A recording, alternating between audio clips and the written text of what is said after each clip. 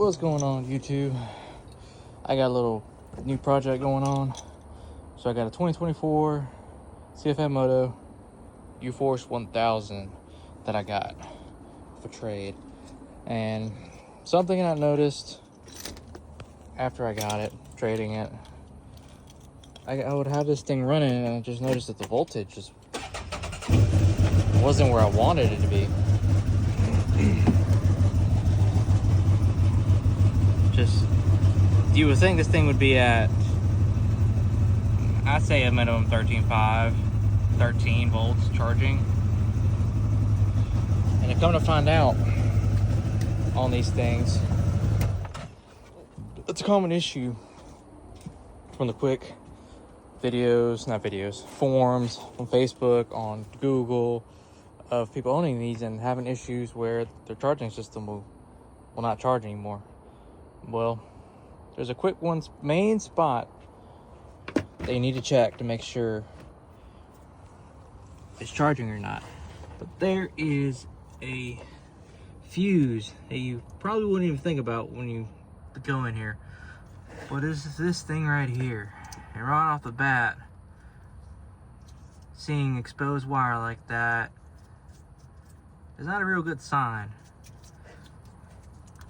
It's a lot of amperage going through these wires.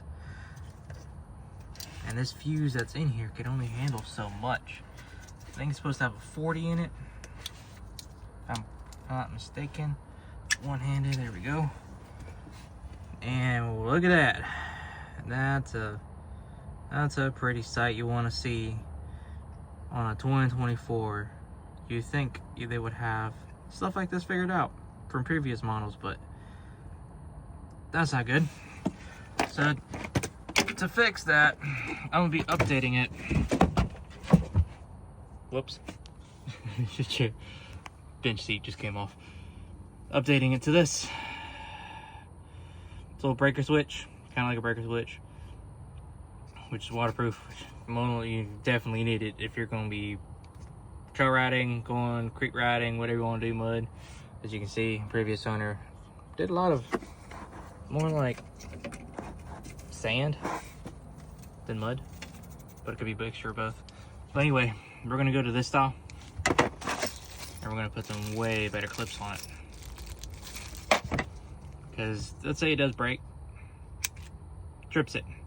So instead of going back in here, finding a fuse, or if you don't have a fuse, you just gotta hope that the battery's got enough charge in it to get you back to the trailer. But instead, flip that bad boy back in and then keep on trucking. Here's another view of this connector, how burnt this thing is, and if this video could actually let you smell it, you could tell this thing's been burning for a while. But look at that. I mean, that's not really good. And that thing's getting hot.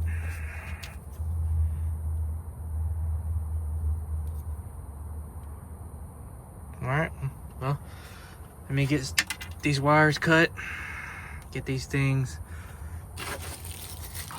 terminals on, heat shrink, and then figure out where I'm gonna mount this breaker around here. That'll be easily accessible, so it's not that hard to flip back up if it does fail again. Now, update here in a little bit. Alright, I forgot to mention, got these from Amazon and they are labeled. Let's see if I can get this thing to show. It will say battery side and then aux side. So because I did not bring a test light because I didn't think that far today, I'm gonna use these wires right here. Hook up one side of ground for positive. I already got the switch on to help me figure out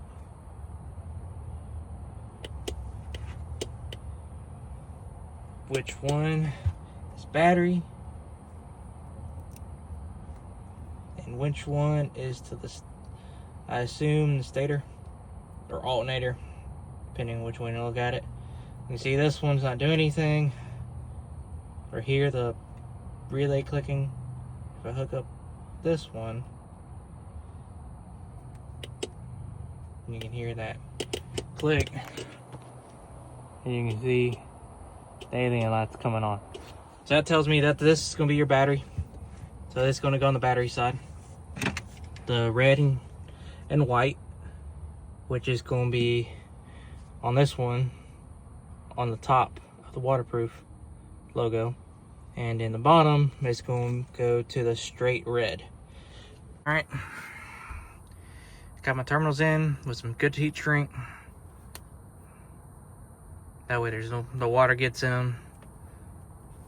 Now I decided at the ended up using that bolt, which is this one, which is too short to put on through here and not really enough to grip it. So get you another 10mm, same thread pitch, and let's get this thing popped on there and get these terminals put on. All right guys, I got this thing installed. Funny thing happened. I was gonna mount it right here, but put a little too much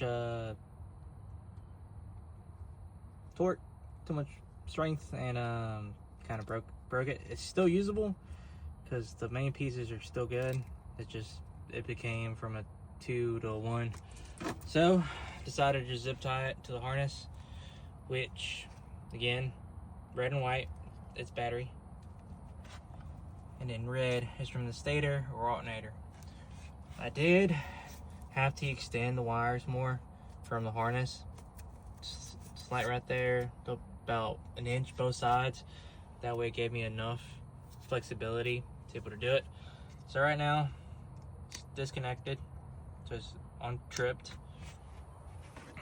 So I'll take the plastics off and the seat to give me a little bit more room.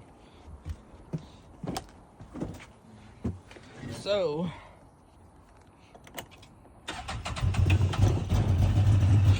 getting started up. 12.4 volts, so that's just the battery voltage, right?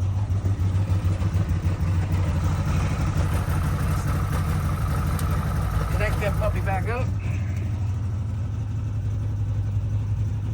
Just like that, we're getting correct voltage again. It's charging the battery like it's supposed to.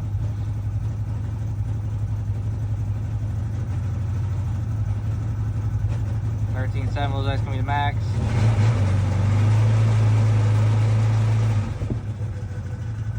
Yep, 13.7 is gonna be your max on mine. So, something else I'm gonna end up doing, I was checking everything out. I noticed that fuse, third one, which is a 15 amp. See if you can see that. You can see how it's already getting hot, and there's corrosion already in this fuse panel. Let's see if I can take this fuse out, just for the fans. You can see, look at that. That thing is getting hot. So I'm gonna do an external fuse. So I'm gonna pin it out from the rear. Or actually, I'm gonna cut it. Silicone on the top, silicone on the bottom to make sure no water gets in it. But that'll be for a different video. Well guys, I appreciate y'all watching, and I'll be posting a little bit more videos of these little project I got going on, fixing some stuff. Got a lift right here from Rough Country, 2-inch lift. It's on 27s now. I gotta get 30s. I was gonna run this little speaker, but I wasn't happy with how it sounded, so I'm gonna try to just build me one up here for a weekend ride, see how it goes. And again, thanks again for watching. Like, subscribe, and I'll get some more videos coming.